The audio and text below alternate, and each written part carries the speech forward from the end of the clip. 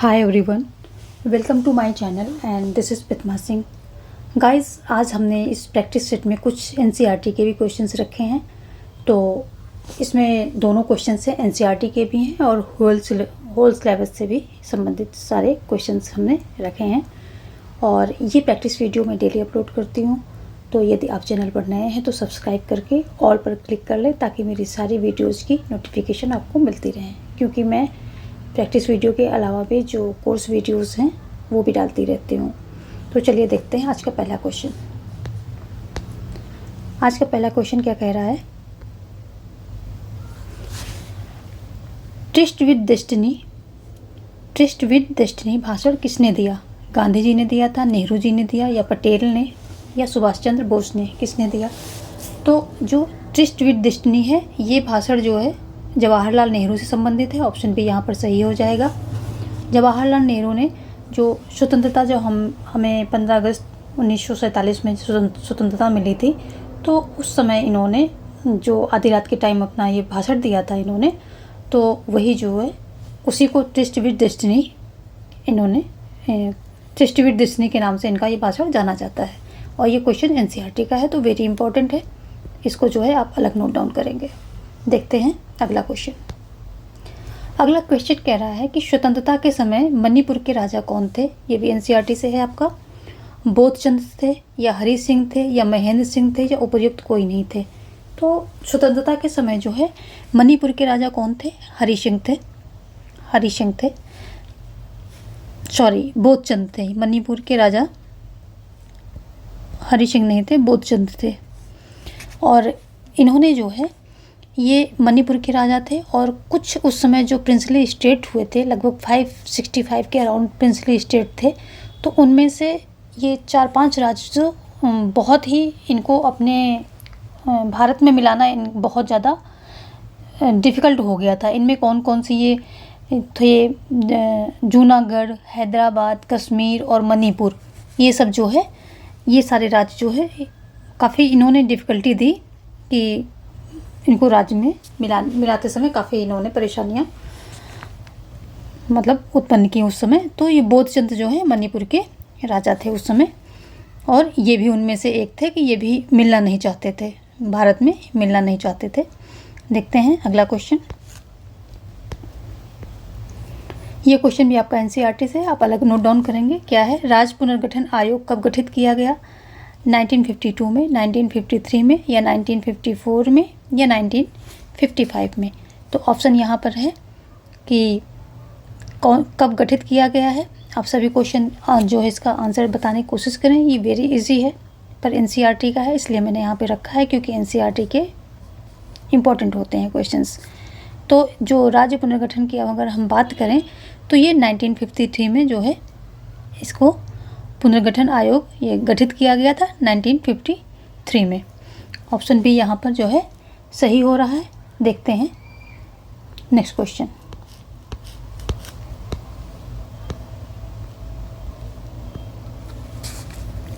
अगला क्वेश्चन कह रहा है कि आंध्र प्रदेश गठन की मांग पर भूख हड़ताल पर बैठे श्री रामुलु की मृत्यु कब हुई?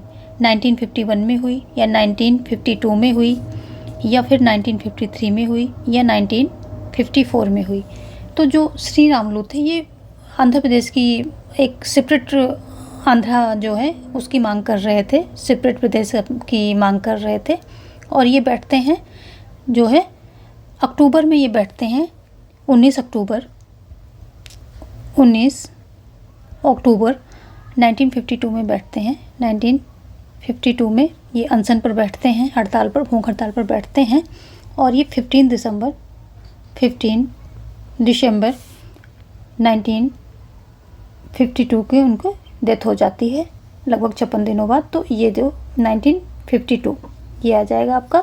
ये डेट आपको याद रखनी है। दोनों डेट जो है एनसीईआरटी की बुक में दी हुई हैं कि 19 अक्टूबर 1952 में ये बैठे हैं, और 15 अक्टूबर और 15 दिसंबर 1952 को इनकी डेथ हो जाती है। तो देखते हैं यहाँ पर भी ऑप्शन जो है आपका सही हो रहा है। जब इनकी डेथ हो जाती है तो उसके बाद जो है 1953 में रीऑर्गेनाइजेशन कमीशन बैठता है, तो राज्यों के पुनर्गठन की राज्यों के पुनर्गठन करने के लिए। आगे देखते हैं नेक्स्ट क्वेश्चन। नेक्स्ट क्वेश्चन कह रहा है कि राज्य पुनर्गठन अधिनियम 1956 के द्वारा कितने राज्य गठित हुए। जब ये इसने रिपोर्ट दी अपनी, जब ये एक्ट बन गया 1956 में, ये एक्ट पास हो गया, और तो इसमें कितने स्टेट बने थे। तो इसमें ऑप्शन आपके सामने है 12, 14, 16, 18। तो कितने स्टेट बने थे, 14 स्टेट बने थे या 12 बने थे या 16 बने थे या 18 बने थे।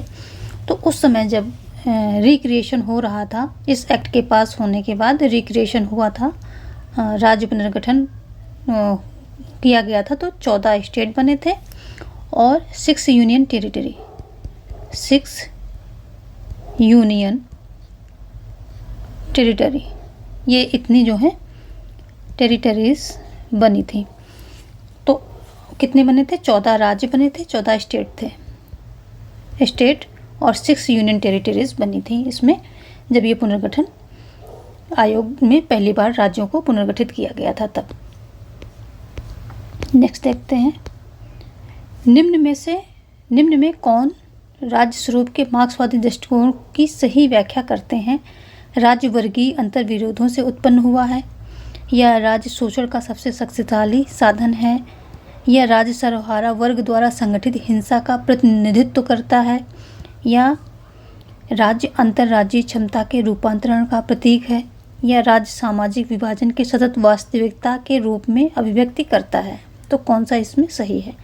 तो इसमें जैसे कि एक तो ये सही हो गया आपका, राज्य वर्गीय अंतर्विरोधों से उत्पन्न हुआ है, तो ये मार्क्सवादी दृष्टिकोण के अनुसार हम लोग देख रहे हैं। दूसरा क्या है, मार्क्सवादी क्या मानते हैं कि राज्य जो है शोषण का सबसे शक्तिशाली साधन है, ये भी सही है। और ये नहीं मानता है कि सर्वहारा वर्ग द्वारा संगठित हिंसा का प्रतिनिधित्व राज्य तो करता नहीं है मार्क्सवादियों के अनुसार। और ये डी भी नहीं है, राज्य अंतर्राज्यीय क्षमता के रूपांतरण का प्रतीक है, ये भी नहीं है। तो ये दोनों नहीं है, और ये भी है, ये 3 है इसमें कि राज्य सामाजिक विभाजन की सतत वास्तविकता के रूप में अभिव्यक्ति करता है। तो ये 3 ऑप्शन यहाँ पर ई, बी और ए, ये 3 सही हैं। तो किस में आ रहा है, पहला, दूसरा, पांचवा, ये ऑप्शन सी आपका जो है सही हो रहा है। ऑप्शन सी यहाँ पर आपका सही हो रहा है। तो कौन सा है, पहला, दूसरा और पांचवा, 3 सेंटेंस यहाँ पर सही हो रहे हैं। देखते हैं नेक्स्ट क्वेश्चन। नेक्स्ट क्वेश्चन कह रहा है कि मार्क्सवादी विचारधारा अंतर्राष्ट्रीय राजनीति को वर्ग संघर्ष के विस्तार के रूप में निम्न में कौन से परिदृश्य में दर्शाती है। भूमंडलीय, राष्ट्रीय, सामाजिक, उपर्युक्त कोई नहीं। तो किस परिदृश्य में दर्शाती है। तो यहाँ पर ऑप्शन आपका ए सही होगा, भूमंडलीय, क्योंकि मार्क्स क्या कहता है, हे दुनिया के मजदूरों एक हो जाओ, तुम्हारे पास खोने के लिए बेड़ियाँ हैं और पाने के लिए पूरा संसार भरा पड़ा है। तो जो है ये मार्क्स क्या कहता है कि पूरे विश्व के मजदूरों को इकट्ठा करना चाहता है, अर्थात वो अंतर्राष्ट्रीय समाजवाद की प्रेरणा दे रहा है। तो भूमंडलीय ऑप्शन यहाँ पर भूमंडलीय होगा। किस परिदृश्य में दर्शाती है, तो भूमंडलीय, यानी कि पूरे विश्व के मजदूरों का वो आह्वान कर रहा है और अंतर्राष्ट्रीय समाजवाद की जो है प्रेरणा देता है, और कहता है कि ये शोषण जो है व्यक्ति का शोषण तब तक समाप्त नहीं होगा जब तक कि राष्ट्र द्वारा राष्ट्र का शोषण समाप्त नहीं होता है। तो वो भूमंडलीय परिदृश्य में दर्शाता है। आगे देखते हैं नेक्स्ट क्वेश्चन। क्वेश्चन 8 क्या कह रहा है कि निम्न में कौन सा कथन अधिकारों की मूल संकल्पना से जुड़ा है। कौन सा कथन जुड़ा है, इसको थोड़ा छोटा कर लेते हैं क्योंकि ऑप्शंस इसके थोड़ा सा बड़े हैं। देख लेते हैं।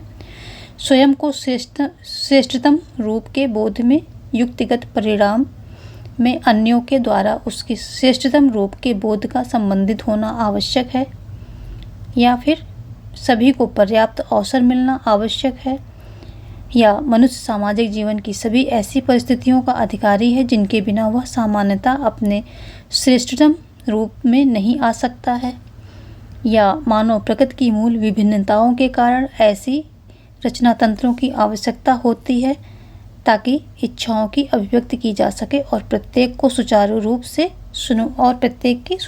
से सुनवाई हो सके। तो देखते हैं इसमें सही आंसर आपको बताना है कौन सा है। तो ऑप्शन जो है सी यहाँ पर सही हो रहा है कि जो है मनुष्य सामाजिक जीवन की सभी ऐसी परिस्थितियों का अधिकारी है जिनके बिना वह सामान्यतः अपने श्रेष्ठतम रूप में नहीं आ सकता है। तो जो कथन है, नीचे के जो कथन है अधिकारों की मूल संकल्पना से जुड़ा है, कौन सा है? तो यही है। इसमें जो है यही है कि व्यक्ति को, जो मनुष्य का सामाजिक जीवन की सभी ऐसी परिस्थितियों का अधिकारी है, जो मनुष्य है उन सीधा देखें तो मनुष्य उन अधिकारों का जो है अधिकारी है जिनके बिना वो सामान्यतः अपना विकास नहीं कर सकता है। श्रेष्ठतम यानी कि उच्चतम विकास अपना नहीं कर सकता है। तो ये अधिकार उसके लिए ज़रूरी होते हैं। अगर सिंपल लैंग्वेज में समझें तो ये हो गया, ऑप्शन सी हो जाएगा यहाँ पर। देखते हैं नेक्स्ट क्वेश्चन। सूचियों को सम्मिलित करें। F. A. Hayek, political liberalism. John Rawls, the constitution of liberty. C.B. Macpherson, क्या है? The real world of democracy. और Milton Friedman, capitalism and freedom. कौन सा सही होगा यहाँ पर बताना है आप।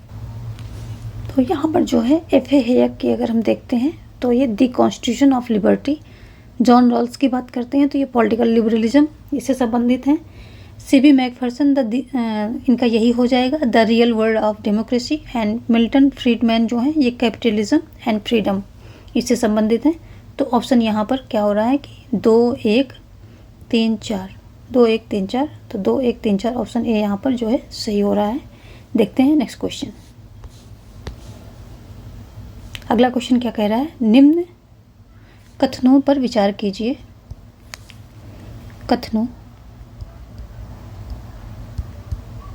निम्न कथनों पर विचार कीजिए। क्लासिक उदारवाद समर्थन करता है, जो क्लासिक उदारवाद है किसका समर्थन करता है? कि राज्य केवल पहरेदार है, बी व्यक्तिवाद का, या कल्याण मूलकता का, या मुक्त बाजार व्यवस्था का। किसका जो है ये समर्थन करता है? तो अगर हम देखें तो राज्य क्या करता है कि ये राज्य जो क्लासिक उदारवाद है ये मानता है कि राज्य केवल पहरेदार है, ये भी मानता है। और ये व्यक्तिवाद का समर्थन करता है, यानी कि व्यक्तिवाद यानी कि व्यक्तिगत स्वतंत्रता को ये महत्व देता है। और व्यक्ति को ये साध्य मानता है, राज्य को साधन मानता है, तो ये व्यक्तिवाद का भी समर्थन करता है।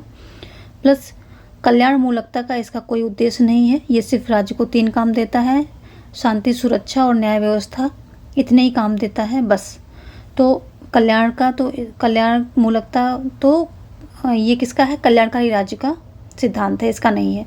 मुक्त बाजार व्यवस्था ये इसको भी समर्थन देता है कि जो है व्यक्तियों को पूरी छूट होनी चाहिए बाजार में, बाजार जो है मुक्त होना चाहिए, मुक्त बाजार व्यवस्था, यानी कि इसका भी समर्थन करता है, इसका भी। तो 3 यहाँ पर किस में है? 1 2 एंड 4, ये डी ऑप्शन में आपको मिल रहे हैं। ऑप्शन डी यहाँ पर सही हो जाएगा। देखते हैं नेक्स्ट क्वेश्चन। आनुपातिक प्रतिनिधित्व की पद्धति के अंतर्गत अल्पसंख्यक प्रतिनिधित्व को लागू करने के लिए निम्नलिखित में से कौन सी प्रक्रिया प्रयोग में लाई जाती है? तो कौन सी लाई जाती है? एकल संक्रमणी मत की हेयर पद्धति, या सूची प्रणाली, या सीमित मतदान प्रणाली, या विनियात्मक मतदान प्रणाली। कौन सी प्रणाली जो है प्रयोग में लाई जाती है? तो यहाँ पर आपका जो है अनुपातिक प्रतिनिधित्व पद्धति के अंतर्गत अल्पसंख्यक के प्रतिनिधित्व को लागू करने के लिए कौन कौन सी प्रणाली प्रयोग में लाई जाती हैं? तो एक तो ये लाई जाती है एकल संक्रमणी मत की हेयर पद्धति जो है वो लाई जाती है। और दूसरा क्या है? सूची प्रणाली, ये भी लाई जाती है। तो इसमें जो है ये 2 लाई जाती हैं, और ये 2 किस में आ रहे हैं आपके? ऑप्शन कौन सा आ रहा है? तो ये पहला और दूसरा, यानी कि बी ऑप्शन आपका सही हो रहा है। ये सीमित मतदान और विनियात्मक मत प्रणाली में ये अनुपातिक प्रतिनिधित्व पद्धति के ये इससे संबंधित नहीं है। तो ऑप्शन यहाँ पर आपका बी सही हो रहा, पहला और दूसरा, ये दोनों प्रणालियों के द्वारा कि ये पद्धति प्रयोग में लाई जाती है। नेक्स्ट क्वेश्चन कह रहा है लोक प्रशासन के अध्ययन का प्राचीनतम दृष्टिकोण है। जो लोक प्रशासन है उसके अध्ययन का प्राचीनतम दृष्टिकोण क्या है? विधिक, दार्शनिक, ऐतिहासिक, व्यवहारिक।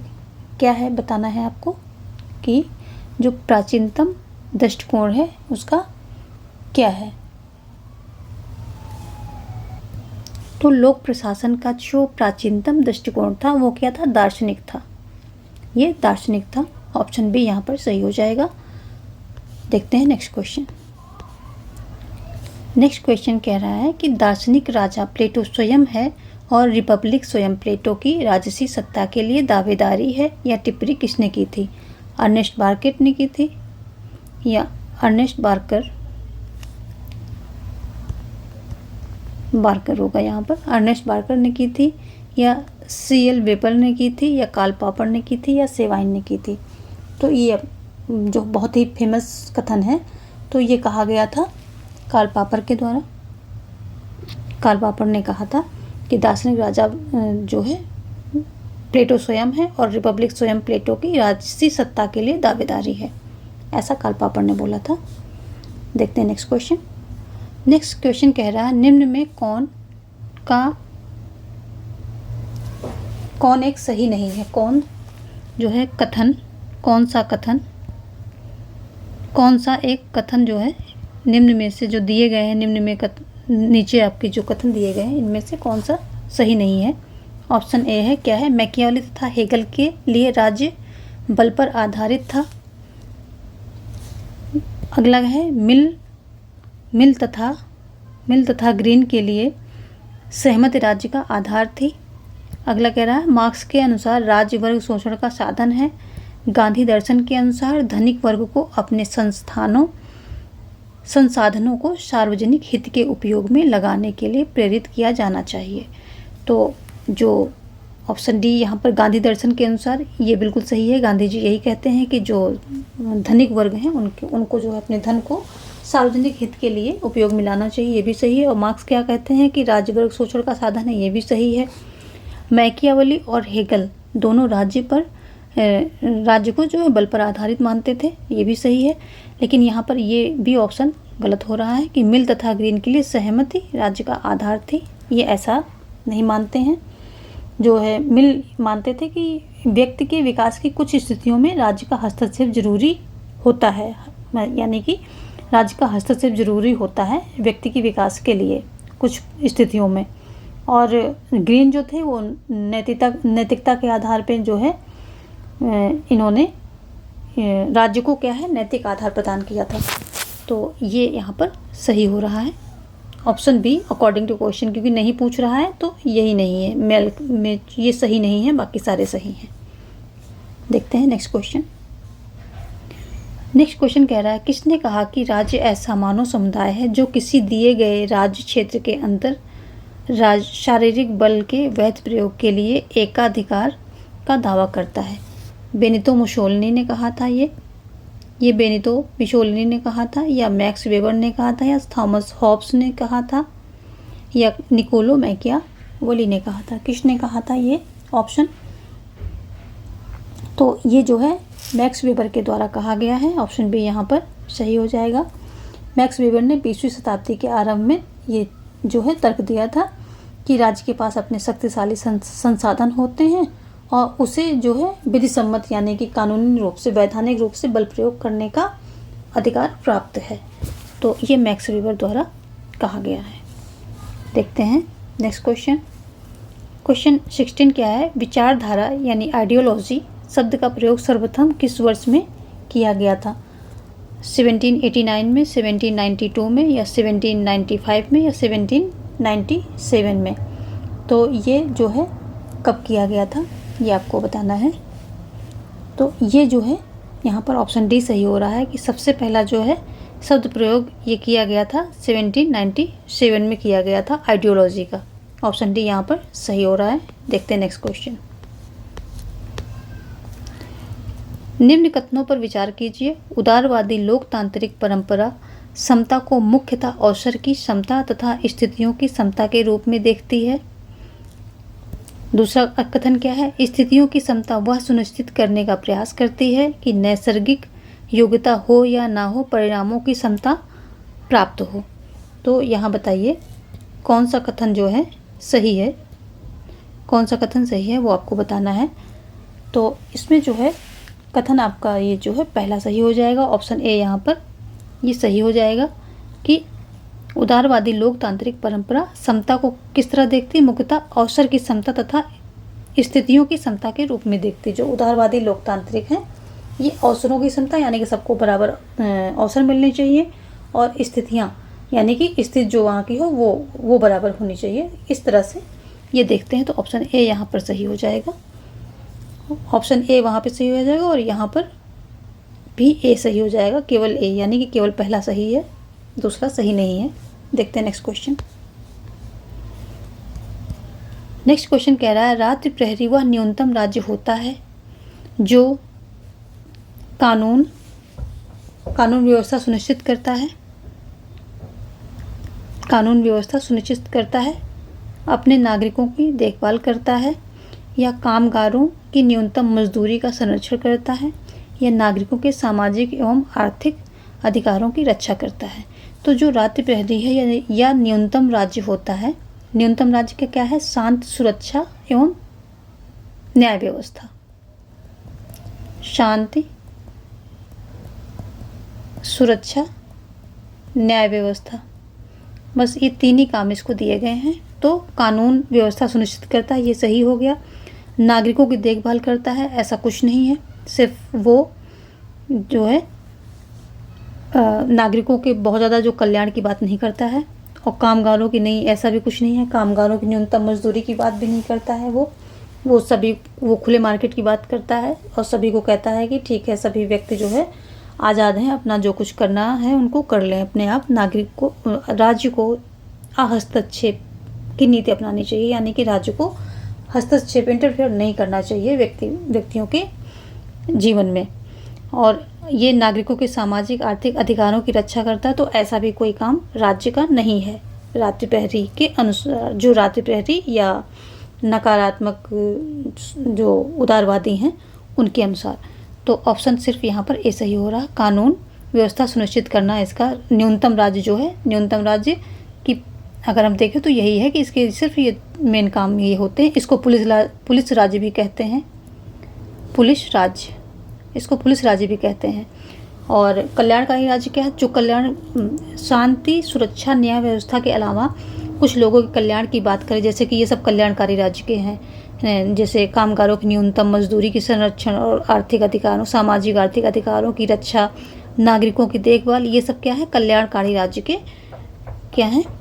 ये सब कल्याणकारी राज्य के सिद्धांत हैं या उसके ये विशेषताएं हैं।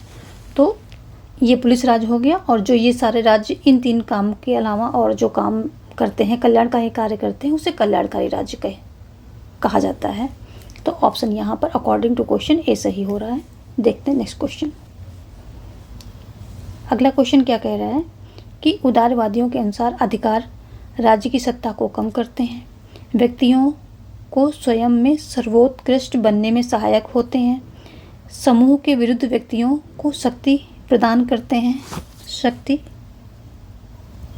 प्रदान करते हैं, या स्पंदनशील सिविल समाज के आधार की रचना करते हैं। तो उदारवादियों के अनुसार जो है ये सभी चारों सेंटेंस सही हैं कि राज्य, जब उदारवादियों के अनुसार जो अधिकार होते हैं, जो व्यक्ति को अधिकार मिलते हैं, तो उससे राज्य की सत्ता में कमी आती है। और ये व्यक्तिवादी, उदारवादी क्या है? व्यक्तिवादी होते हैं और व्यक्तियों को अधिकार देने के पक्ष में, ज़्यादा से ज़्यादा अधिकार देने के पक्ष में होते हैं। तो ये भी सही है, ये भी सही है, और ये भी सही है। समूह के विरुद्ध व्यक्तियों को शक्ति प्रदान करते हैं, ये भी सही है, क्योंकि जब एक व्यक्ति को अधिकार दिए जाते हैं तो वो अपने अधिकारों के लिए समूह से अपने अधिकारों की मांग कर सकता है, या अपने अधिकारों के हनन होने पर उनसे जो है बहस कर सकता है, कोर्ट में जा सकता है। तो समाज के समूह के विरुद्ध उस व्यक्ति को शक्ति प्रदान करते हैं, यानी शक्तिशाली बनाते हैं, स्ट्रांगली उसको खड़ा करते हैं, और स्पंदनशील सिविल समाज के आधार की रचना करते हैं, ये भी सही है। तो ऑप्शन यहाँ पर सभी चारों सेंटेंस सही हैं उदारवादियों के अनुसार। तो ऑप्शन डी यहाँ पर आपका सही हो जाएगा। देखते हैं नेक्स्ट क्वेश्चन। नेक्स्ट क्वेश्चन क्या कह रहा है? ये कह रहा है भारत के निर्वाचन आयोग द्वारा जारी की गई कसौटी के आधार पर किसी राजनीतिक दल को पूरे भारत में राष्ट्रीय दल बनाने के लिए न्यूनतम कितने राज्यों में मान्यता प्राप्त होनी चाहिए? ऑप्शन है 3, 4, 5, 6। तो जो निर्वाचन आयोग की जो कसौटी है उसके अनुसार राष्ट्रीय दल, कोई दल जो है राष्ट्रीय दल तब माना जाएगा जबकि वो न्यूनतम जो है 4 राज्यों में उसको जो मान्यता प्राप्त हो, यानी कि न्यूनतम कम से कम 4 राज्यों में उसको, उस दल को जो है मान्यता प्राप्त हो, तब वो जो है राष्ट्रीय दल कहलाने के, मतलब राष्ट्रीय दल की श्रेणी में आएगा। तो ऑप्शन यहाँ पर बी सही हो रहा है, 4, न्यूनतम 4 राज्यों में उसको मान्यता प्राप्त हो। अगला क्वेश्चन कह रहा है वह फ्रांसीसी लेखक कौन है जिसने तृतीय विश्व युद्ध का निर्माण किया। तृतीय विश्व युद्ध शब्द का, यहाँ पर शब्द की बात हो रही, शब्द का निर्माण किया। पॉल सार्त्र ने, अल्फ्रेड सॉवी ने, या फ्रांस फेनोन ने, या पियर बोतो ने, किसने किया है? तो ये जो है अल्फ्रेड सॉवी हैं, इन्होंने जो है किया था, इस शब्द का निर्माण किया था। और तृतीय विश्व शब्द जो है इसका निर्माण अल्फ्रेड सॉवी द्वारा किया जाता है। कब करते हैं ये?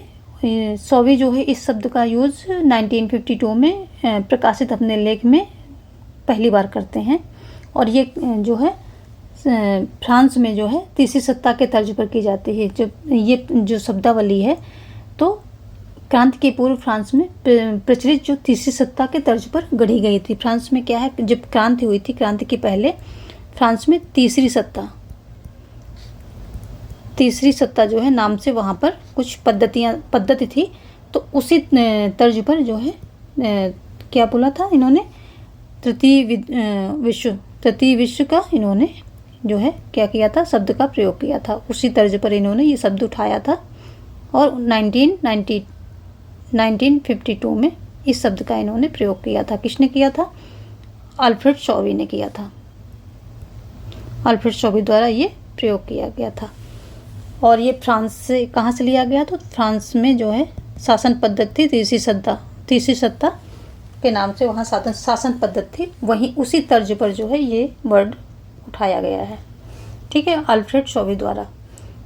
आगे देखते हैं, ऑप्शन बी यहाँ पर सही हो रहा है। देखते हैं नेक्स्ट क्वेश्चन। अस्पृश्यता का अंत किस अनुच्छेद में वर्णित है? ऑप्शन है 14 में, अनुच्छेद 14 में, अनुच्छेद 15 में, या अनुच्छेद 16 में, या अनुच्छेद 17 में। यहाँ पर ऑप्शन डी आपका सही हो जाएगा। जो अनुच्छेद 17 है ये अस्पृश्यता निषेध की बात करता है, यानी कि छुआछूत जो हमारे सोसाइटी में पहले बहुत ज़्यादा था, छुआछूत, तो उसको निषेध यहाँ पर मिटाता है, निषेध करता है। अस्पृश्यता निषेध की बात कर रहा है ये। अगर हम अनुच्छेद 14 की बात करें तो ये समता का अधिकार है। समता का अधिकार 14 से 18 तक दिया गया है, लेकिन 14 के अंदर क्या है, विधि के समक्ष